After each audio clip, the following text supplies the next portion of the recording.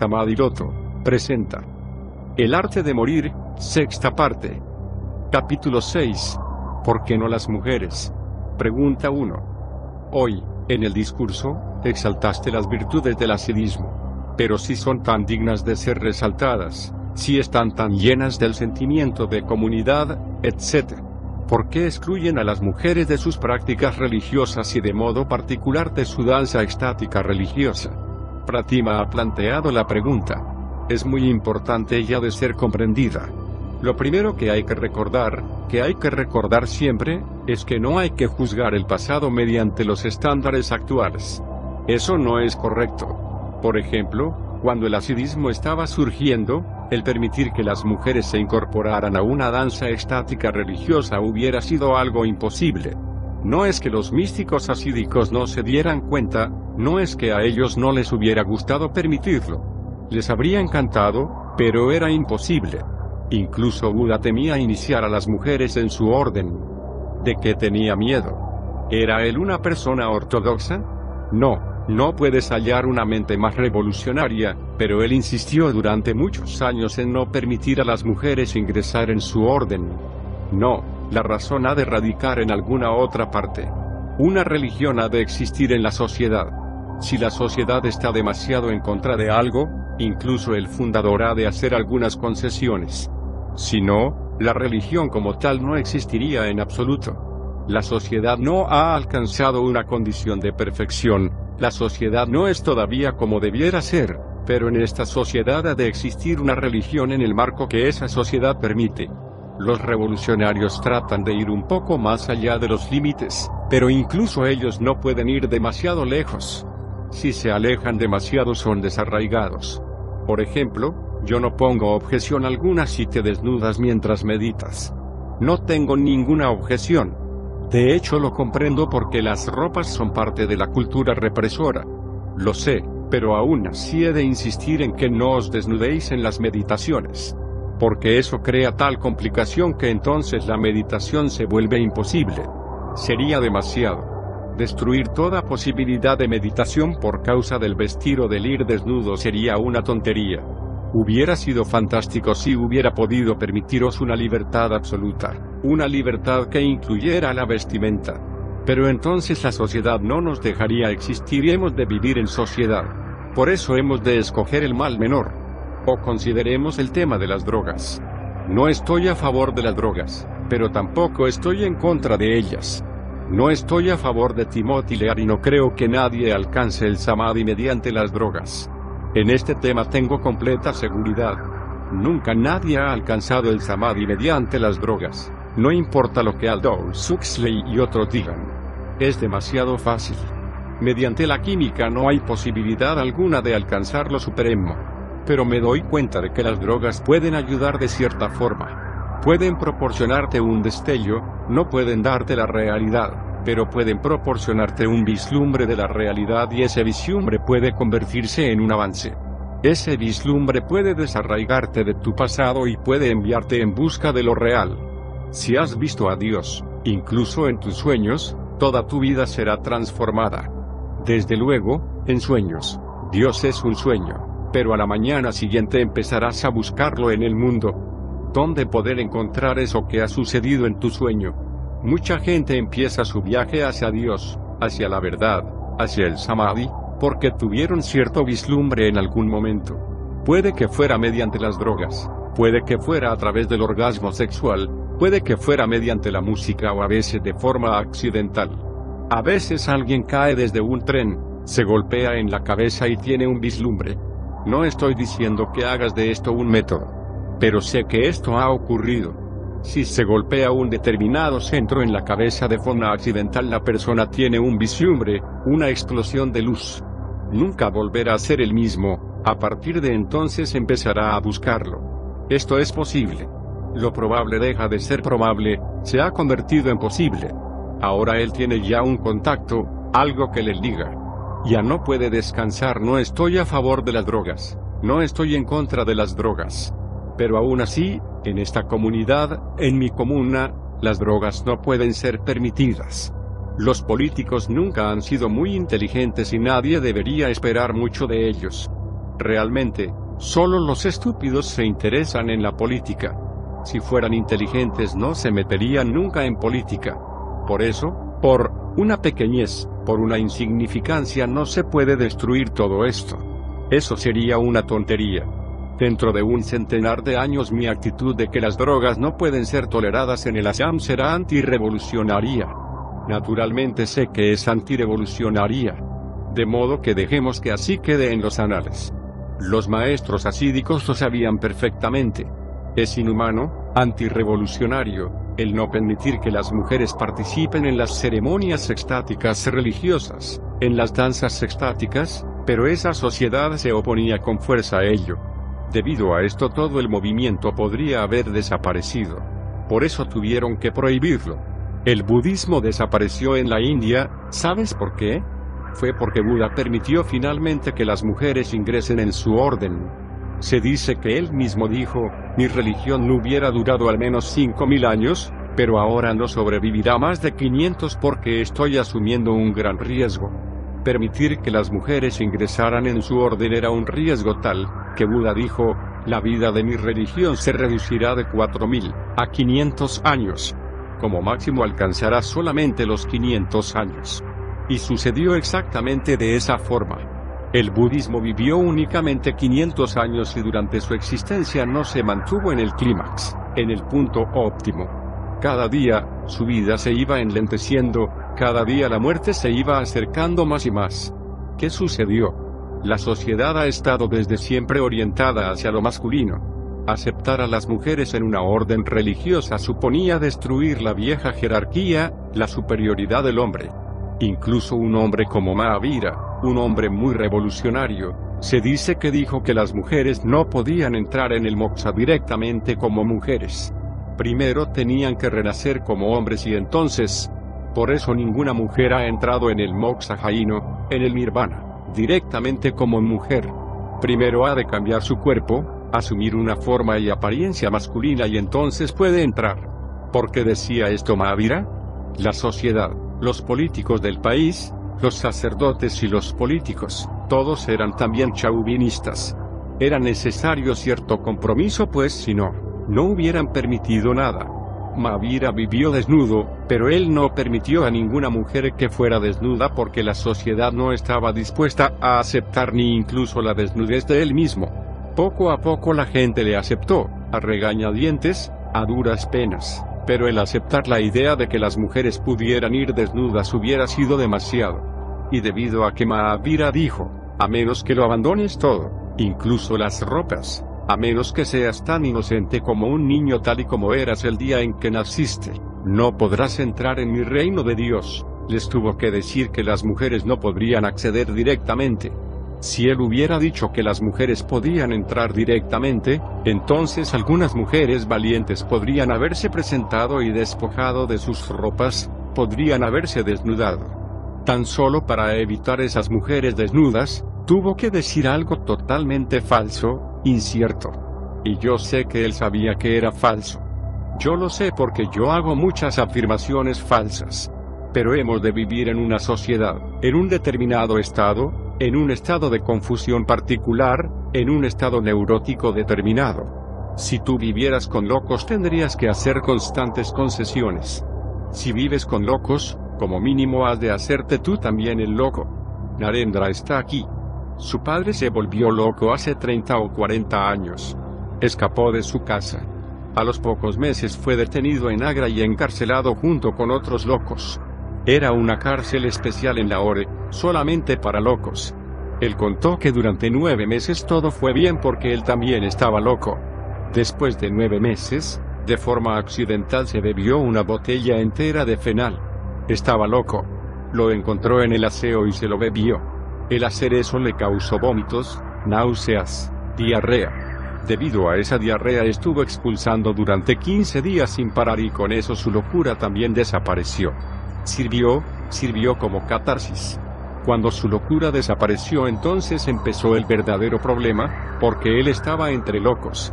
Entonces por primera vez se dio cuenta de dónde estaba. Uno le tiraba de la pierna, otro le golpeaba en su cabeza y la gente hablaba y bailaba.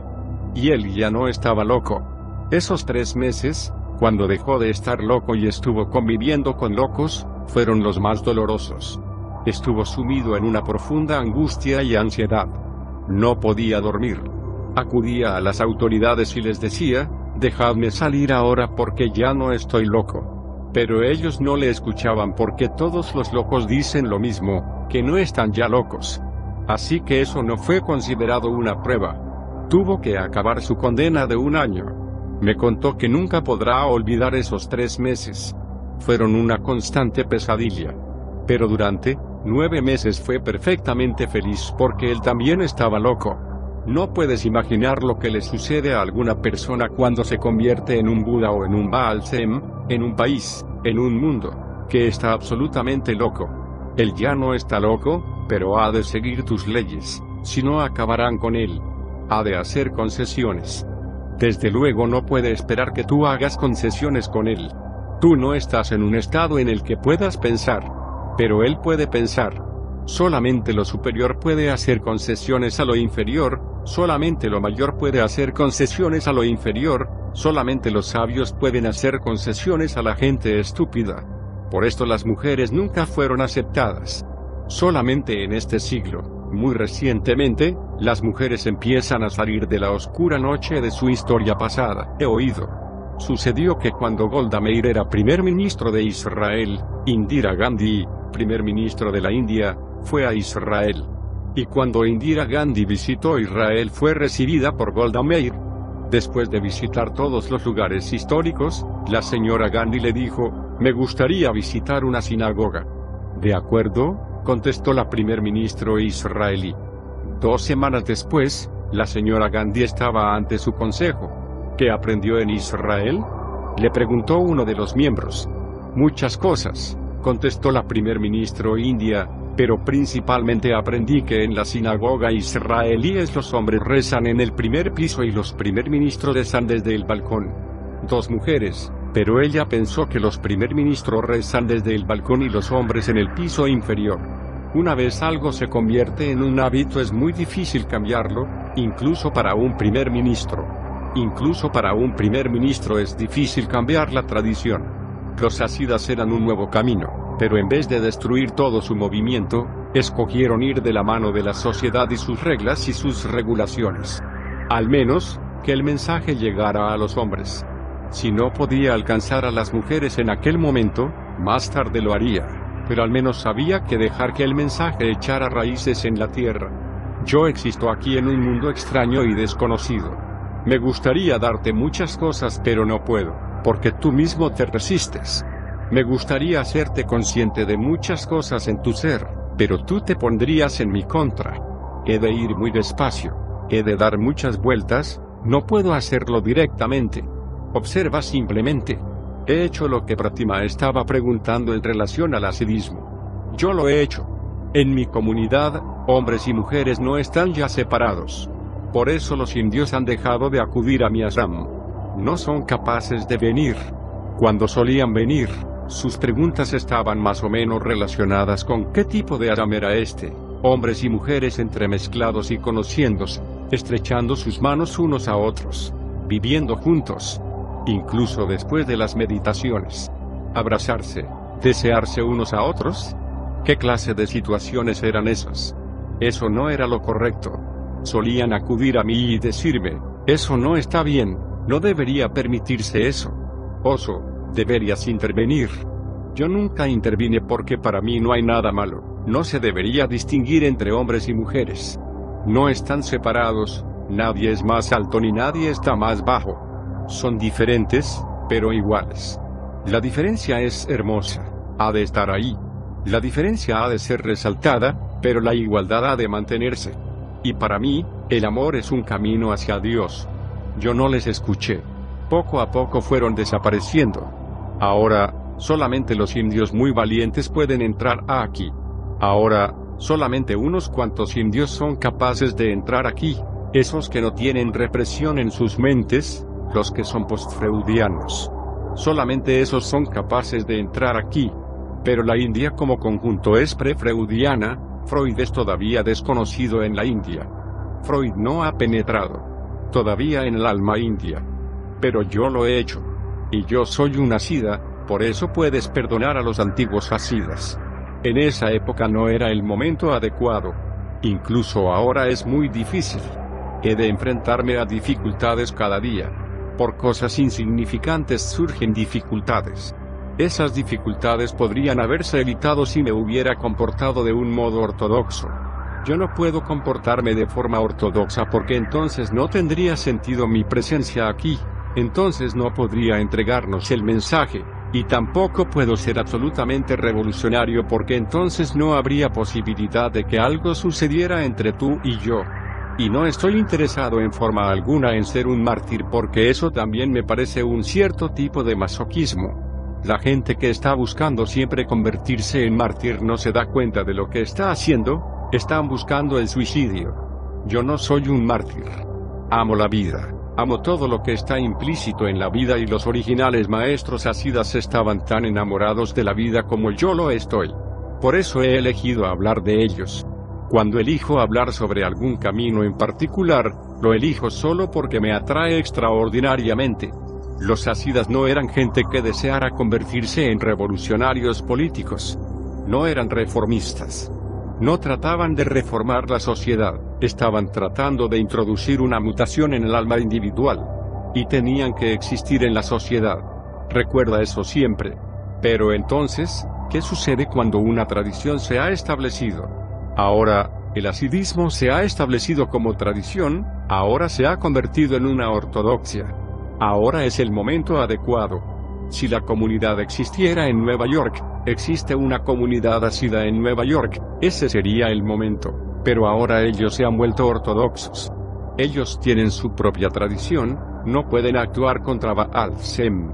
Y esa gente que ahora son asidas, no son verdaderamente maestros, son simples seguidores de los seguidores de los seguidores. Tú estás aquí conmigo. Tú estás encarando algo original. Cuando se lo digas a alguien, dejará de ser original. Lo has oído de mí. Luego lo contarás a alguien y con eso se perderá mucho. Y entonces esa persona se lo dirá a algún otro y le entregará el mensaje. De nuevo se volverá a perder mucho.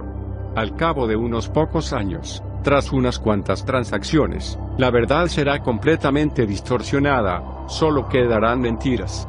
Y, otra vez, un movimiento revolucionario se convertirá en una tradición ortodoxa. Pregunta 2. ¿No puedes hacerlo tú por mí? ¿No puedes cortarme la cabeza? Porque yo no soy capaz de abandonarla. Lo sé, porque lo he intentado. Puedo hacer eso, pero surgirán muchos problemas. Déjame contarte una anécdota. San Pedro se dirigió al recién llegado que esperaba con impaciencia al otro lado de las puertas. No puedo encontrar tu nombre, le indicó. ¿Podrías deletreármelo?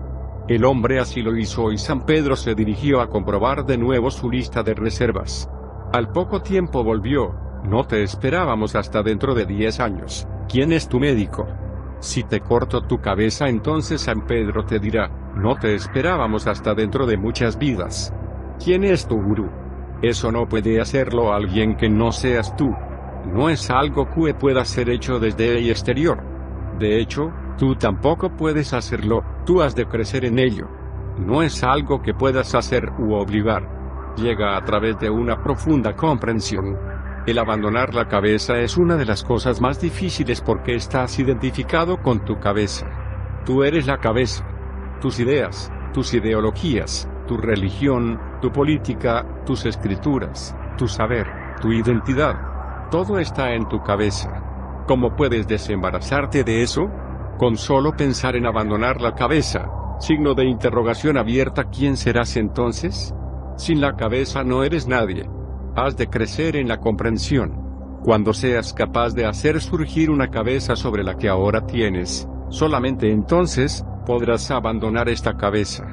Ese es todo el esfuerzo de la meditación, ayudarte a desarrollar una nueva cabeza que no necesite pensamientos, que no necesite ideologías, que sea pura conciencia y suficiente por sí misma, que no necesite de influencias externas para vivir, que viva desde su propio centro interior.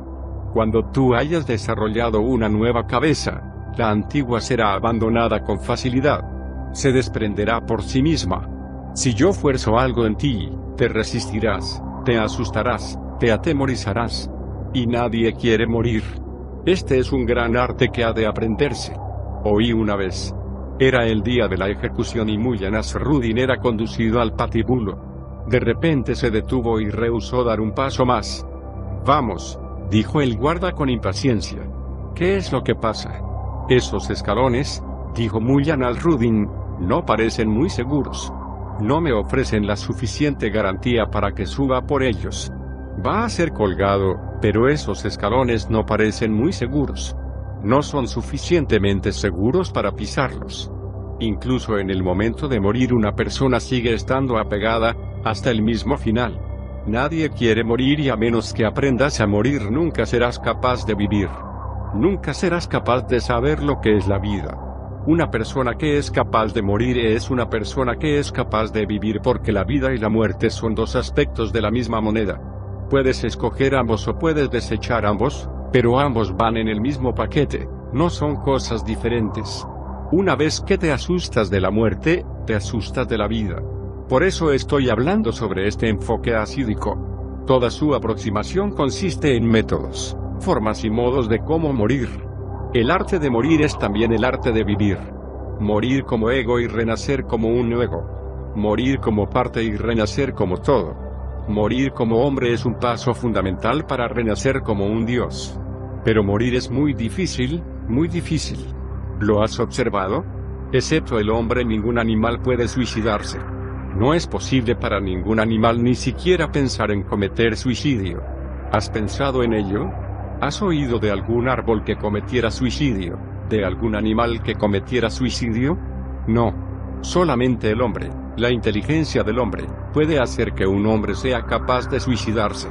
Yo no estoy hablando del suicidio común porque ese no es el verdadero suicidio, simplemente cambias de cuerpo. Estoy hablando del suicidio supremo. Una vez mueres en la forma que te estoy enseñando a morir, nunca renacerás de nuevo. Desaparecerás en el cosmos, no asumirás ninguna otra forma nunca más, te convertirás en lo sin forma. He oído. Aquel hombre era acusado de haber violado los límites de la granja y de cazar codornices. El abogado defensor trató de confundir al granjero. Veamos, preguntó, ¿podría usted jurar que este hombre disparó a sus codornices? No dije que les disparara, fue la respuesta. Yo dije que sospechaba que lo había hecho. Ah, nos vamos acercando. ¿Y qué le hizo sospechar de este hombre? Mire, en primer lugar, replicó el granjero, le cogí en mis tierras con una escopeta. En segundo lugar, oí un disparo y vi una codorniz caer. En tercer lugar, encontré 4 codornices en su zurrón. ¿No va usted a decirme que esos pájaros se metieron volando ahí y se suicidaron? Solamente el hombre es capaz de cometer suicidio. Esa es la gloria del hombre. Solamente el hombre es capaz de pensar que la vida no vale la pena ser vivida. Solamente el hombre es capaz de reflejar que esta vida es totalmente fútil. Por lo general, cuando la gente se suicida no lo hacen porque hayan comprendido la futilidad de la vida, lo hacen solamente porque han comprendido la futilidad de esta vida y esperan que en otra vida, en alguna parte, las cosas vayan mejor. El suicidio espiritual significa que un hombre ha llegado a comprender que no solamente esta vida es fútil, sino que la vida como tal es fútil. Entonces él empieza a pensar en cómo liberarse del renacer una y otra vez, de cómo liberarse de entrar en el túnel corporal y de ser encerrado y encapsulado. Entonces él empieza a pensar en cómo permanecer absolutamente libre sin forma alguna. Esto es lo que es el moksha, esto es lo que es la liberación, o puedes llamarlo salvación. Un hombre nunca puede ser feliz en el cuerpo porque es una prisión. Todo a su alrededor son paredes, estabas encerrado en una prisión. No parece una prisión porque la prisión camina contigo, donde quiera que vaya va contigo, por eso no la percibes como una prisión. Una vez has conocido una vida sin el cuerpo, una vez que has sido capaz de salir del cuerpo, aun por un solo instante, verás en qué manera estás aprisionado, de qué modo estás encerrado. El cuerpo es una esclavitud, la mente es una esclavitud, pero, y lo has de comprender, no puedo obligarte a que te liberes. Recuerda una cosa, Puedes ser obligado a esclavizarte desde el exterior, pero no puedes ser obligado a liberarte desde el exterior. Alguien puede obligarte a que te metas en una prisión, pero nadie puede sacarte de una prisión. Si quieres seguir estando en una celda, encontrarás alguna otra celda en algún otro lugar. Puedes escapar de una prisión, pero te meterás en otras. De la sartén al fuego. Puedes fácilmente cambiar tus prisiones, pero eso no comporta diferencia alguna. Eso es lo que todo el mundo ha estado haciendo durante milenios. En cada vida has estado en una prisión, a veces como hombre, a veces como mujer, a veces negro, a veces blanco, a veces como indio, a veces como chino, a veces como americano. Has adoptado todas las formas posibles. Cuando la gente acude a mí y los observo por dentro, es sorprendente ver el gran número de formas en las que han vivido, el gran número de cuerpos, la multitud de formas en que han vivido, la gran multitud de nombres y religiones y países, y aún no están hartos, siguen repitiendo el viejo círculo una y otra vez. Recuerdo una cosa más, así como les he dicho que el suicidio es absolutamente humano, que ningún animal lo comete, lo mismo es aplicable al aburrimiento. El aburrimiento es absolutamente humano. Un búfalo nunca se aburre, y un asno nunca está aburrido, solamente lo está el hombre. Solamente lo está una conciencia altamente evolucionada. Si tú no te aburres con tu vida, eso simplemente refleja que vives en un estado muy bajo de conciencia. Un Buda está aburrido, un Jesús está aburrido, un Mahavira está aburrido. Están aburridos en grado sumo. Pura repetición siempre y nada más. De este aburrimiento nace la renunciación. Un hombre que está aburrido con el mundo, se convierte en un sannyasin. La búsqueda no es en pos de otro mundo, es en pos de un final de la búsqueda misma. Esto es el suicidio total, supremo. Pregunta 3. Mientras te escucho siento como si me estuviera muriendo, como si continuamente me estuvieras empujando más y más lejos. Tú eres mi cima, mi Everest, tan hermoso y tan lejano y no obstante, increíblemente cercano. ¿Hay algo que pueda hacer para abrirme a ti?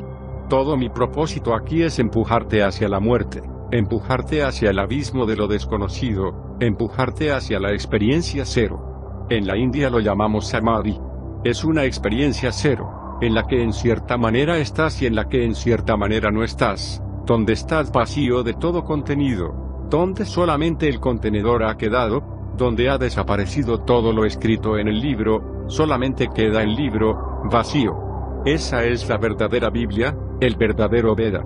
Cuando toda escritura ha desaparecido y el libro está absolutamente vacío, cuando todo el contenido, todos los pensamientos, cuando la mente, las emociones, los deseos, han desaparecido y solamente existe una conciencia pura, vacía de todo contenido. Esto es a lo que llamo el abismo. Tú dices, eres mi cima, mi Everest. Sí, eso es cierto, pero la cima llegará tan solo más tarde. Primero se presenta el abismo. Yo también soy tu abismo. Deja que te cuente una anécdota muy hermosa. Escúchala muy atentamente y luego cuando estés sentado en silencio en casa, meditas sobre ella. Un hombre se fue a un rancho a comprar un caballo. Señaló uno y dijo, ese es un pony muy bonito. ¿De qué clase es? Es un palomino, dijo el ranchero. Bien, cualquier amigo tuyo, es un amigo mío. Me gustaría comprar ese pony, dijo el hombre. Nota del traductor: juego de palabras en inglés, en el original. Palomillo, una raza de caballos, se pronuncia como palofumine, que literalmente es amigo mío. El ranchero replicó, tengo que decirle, señor, que era propiedad de un predicador. Si quiere que el caballo camine, ha de decirle, gracias a Dios.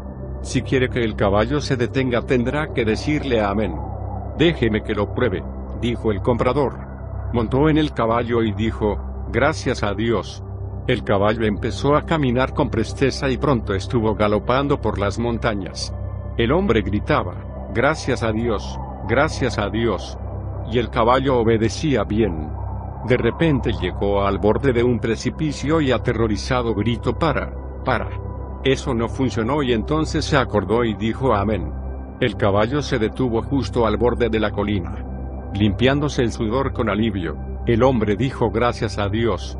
Nuevamente tú me preguntas, ¿hay algo que pueda hacer para abrirme a ti? Di gracias a Dios y entonces todo sucederá automáticamente. Pregunta 4. Me encanta escucharte, pero cuando más me gustó oírte fue el otro día cuando nos preguntaste si éramos capaces de oír. Me gustaría preguntártelo cada día, a cada instante. ¿Puedes oírme? Pero por pura cortesía no lo pregunto. Ese día el micrófono se estropeó y pude reunir suficiente valor. Pero recuerda que me mentiste. Cuando yo dije, ¿puedes oírme? Tú dijiste, no. Mentiste. Si no oíste mi pregunta, ¿cómo pudiste contestar? Y de nuevo, por cortesía, permanecí callado. Tuve que hacerlo. Una joven acudió a Mullah Nasruddin para pedirle consejo. Ella le dijo, ¿he de casarme con un hombre que me miente? Sí, a menos que desees permanecer sin casarte el resto de tu vida, dijo Nasruddin. He de aceptaros mentirosos, como mis discípulos porque no hay otra forma, a menos que decida quedarme como un maestro sin discípulos. Me mentís a cada momento. Me oíste e inmediatamente dijiste, no. No es solamente que te guste que te pregunte, ¿puedes oírme? A mí también me gusta tu respuesta.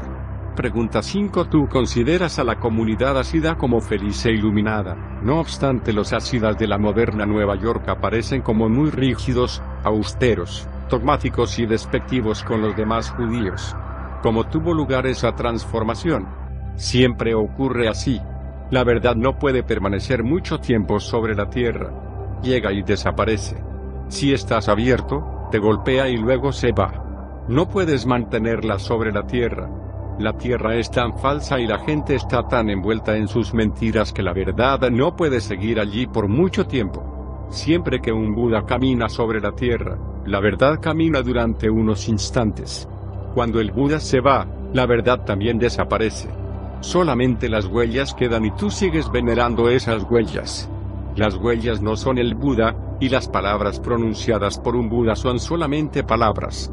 Cuando las repites son solamente palabras, no significan nada. Lo importante tras las palabras, era el Buda mismo. Puedes repetir exactamente las mismas palabras, pero no significan lo mismo, porque la persona tras las palabras no es más la misma. La comunidad hasida era una comunidad escogida cuando Baal Sem vivía. Cuando él caminaba sobre la tierra, los hasidas eran una de las más bellas comunidades en la tierra. Florecieron. Se necesita un maestro, se requiere un maestro vivo.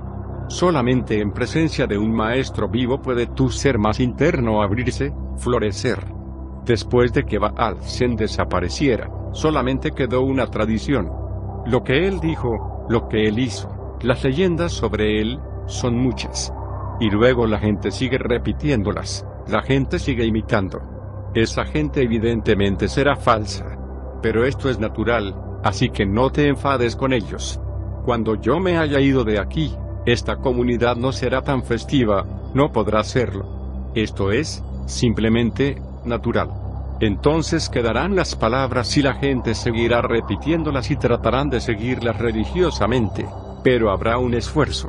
Ahora no hay ese esfuerzo. Simplemente flotas conmigo. Ahora es espontáneo, ahora es un asunto de amor. Luego será algo así como un deber que cumplir. Sentirás una obligación. Te acordarás de mí. Tratarás de vivir del mismo modo, pero se habrá perdido algo muy vital. Se habrá perdido la vida.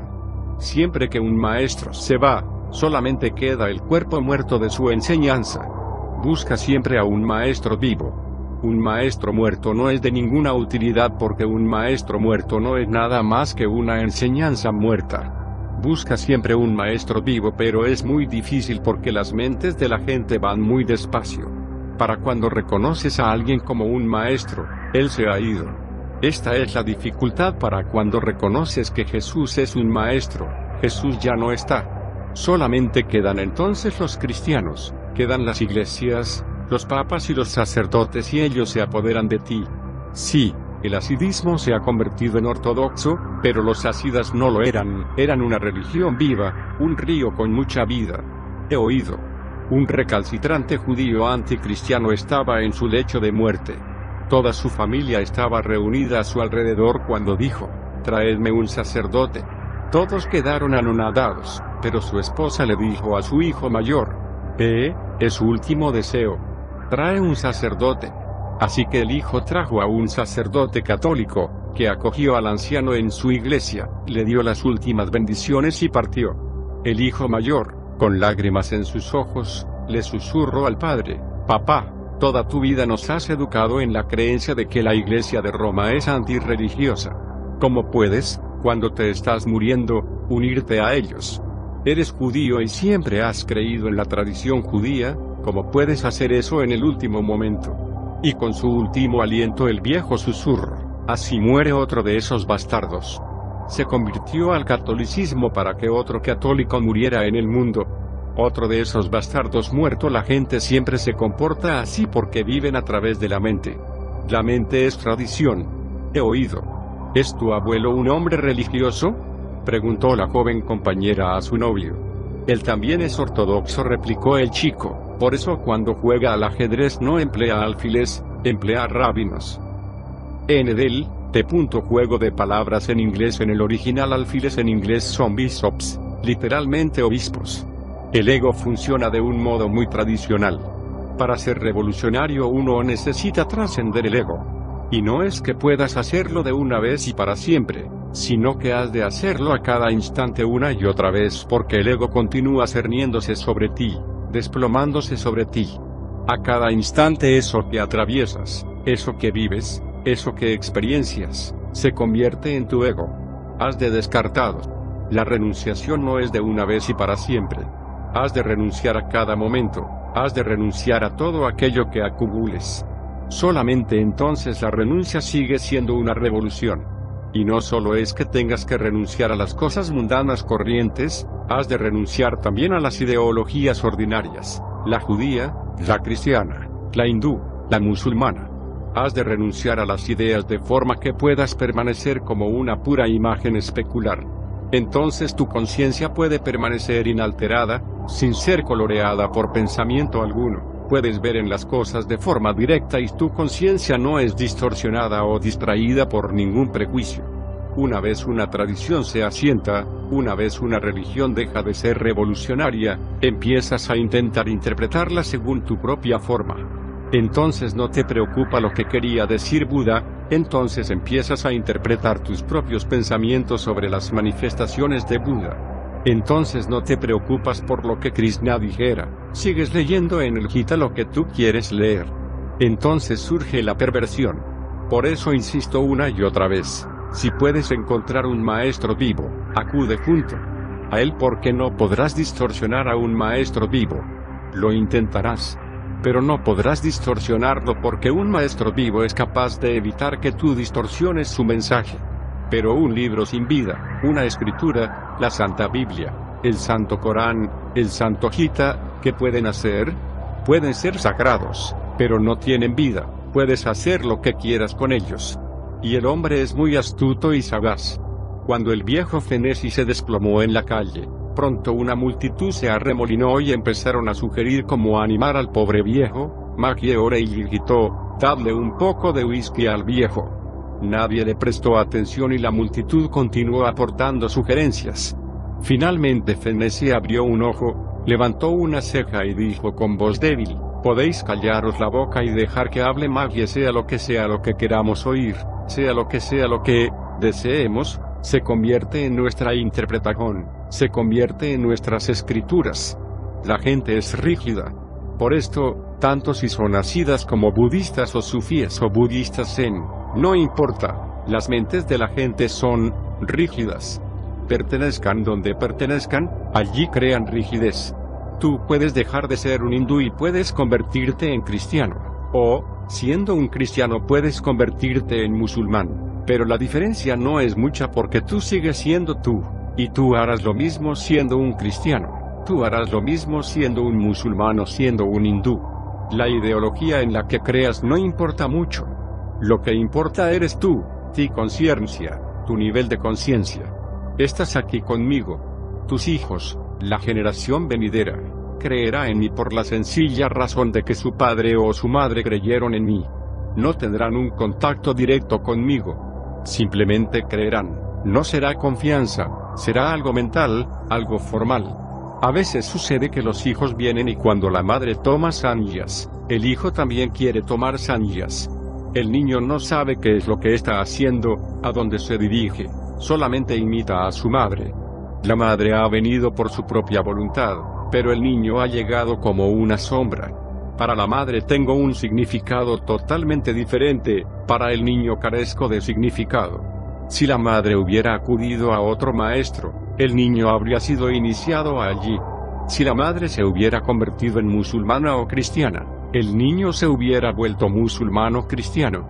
No es importante para el niño, no es significativo para el niño y puede llegar a formar parte de su ego el convertirse en sanyasín. Puede que, más tarde, en su vida, vaya de naranja, puede que lleve un mala, y lo hará como una formalidad, pero será una mente tan corriente como las que existen por todo el mundo. Él hará esto con la creencia que la mente corriente ha tenido siempre, adquirirá una rigidez en torno a ella, se convertirá en un fanático respecto a ella. Empezará a declarar que aquí y en ningún otro lado está la verdad. Cuando declaras que solamente tu creencia es la verdad y todo lo demás es falso, es que a ti no te preocupa para nada la verdad. Simplemente te preocupa la conservación de tu ego. Es una declaración del ego: mi país ha de ser el bueno, mi religión ha de ser la correcta. Para bien o para mal, mi país ha de ser el bueno, mi religión ha de ser la correcta, porque es mi religión. En lo profundo es mi yo el que ha de ser el correcto. Pregunta 6. Anoche, de madrugada, yo tuve dos sueños, uno irás otro. En uno tú estabas sentado en la habitación en completo silencio. Yo entré en la habitación muy lentamente, fui acercándome y acercándome a ti, me postré ante ti, te toqué tus pies. Tú colocaste tus manos sobre mi cabeza. Me sentí muy feliz, extático, muy ligero. En el otro habla una hermosa habitación, muy fresca, suave, en tono azul. Estabas tendido en la cama.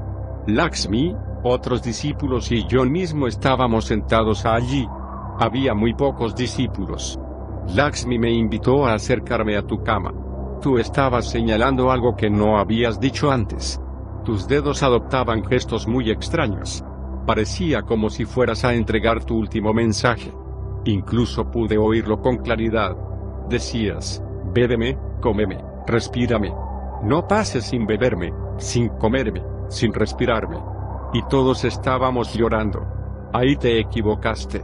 Tenías que haber reído. Corrige tu sueño. La próxima vez no cometas ese error. Pregunta 7. ¿Será el día de la partida, el día del encuentro? ¿Se dirá que mi víspera fue en verdad mi amanecer? ¿Se convertirá mi corazón en un árbol cargado de fruta para que la pueda recoger y repartir a los demás?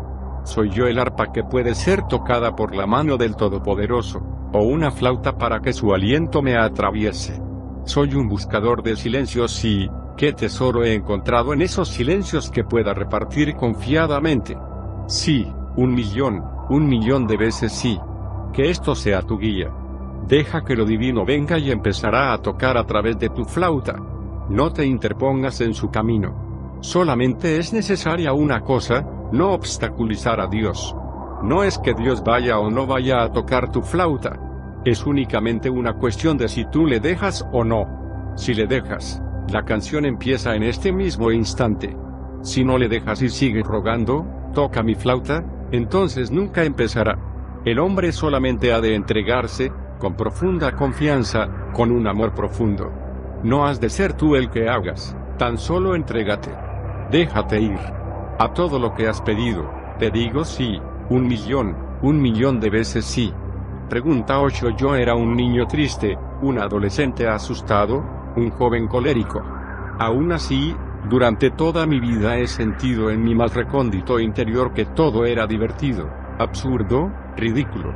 Cuando estuve en el seminario hace unos años, un amigo me dijo que tenemos una capacidad tan limitada para lo divino que si Dios nos contara un chiste, nos moriríamos riendo.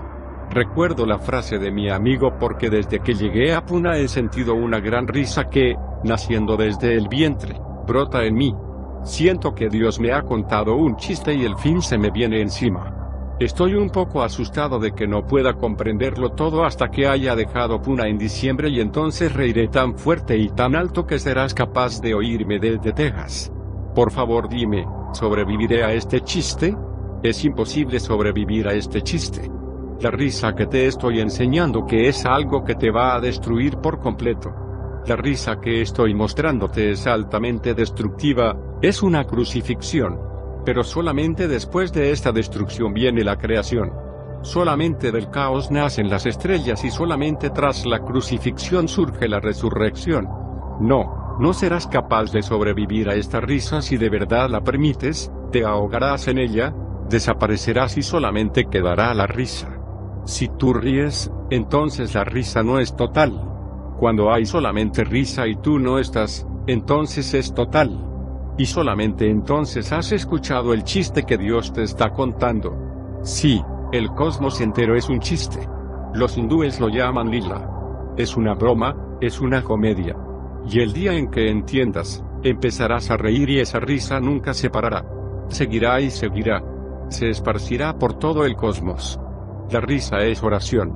Si eres capaz de reír habrás aprendido cómo rezar. No seas serio. Una persona seria nunca puede ser religiosa. Solamente una persona que es capaz de reírse, no solamente de los demás, sino también de sí mismo, puede ser religiosa. Una persona que puede reír plenamente, que ve la ridiculez y el juego de la vida, se ilumina con esa risa. No. Tú preguntas, por favor, dime, ¿sobreviviré a este chiste? No, si has escuchado el chiste no puedes sobrevivir. Si no lo has escuchado entonces esto es una tremenda desgracia porque sobrevivirás. Pregunta 9, la última pregunta y la más importante. Oso, ¿por qué los judíos tienen la nariz grande? No te asustes. No te voy a soltar un discurso, una charla de 90 minutos, no, porque sé la respuesta. Cuando no conoces la respuesta has de ofrecer largas respuestas. ¿Ves? Por eso charlo durante tanto tiempo. Cuando no sé la respuesta, tengo que hablar mucho rato. Con mi charla te olvidas de la pregunta. Pero cuando sé la respuesta no hay necesidad. Y yo sé la respuesta. Sucede que conozco la respuesta. Como di con la respuesta. Sobre esto debo decirte algo. Un día, hace unos años, Vivek, de madrugada, me preguntó esto, ¿por qué los judíos tienen la nariz grande? Me senté en mi silla, en mi postura. Acomodé mi toalla, miré al reloj y estaba a punto de empezar un gran discurso sobre la filosofía y la fisiología de la nariz judía. Pero entonces ella se asustó. Es natural porque una vez despegó, tardó al menos 90 minutos en aterrizar. Así que ella dijo, para. Ya sé la respuesta. No tienes por qué responder. Me quedé anonadado porque ya casi había empezado. Apresuradamente ella dijo, porque el aire es gratis. Es fantástico. Me encanta. Eso lo explica todo. Los judíos tienen la nariz grande porque el aire es gratis. Suscríbete a mi canal, Samadhi Loto. Gracias por compartir.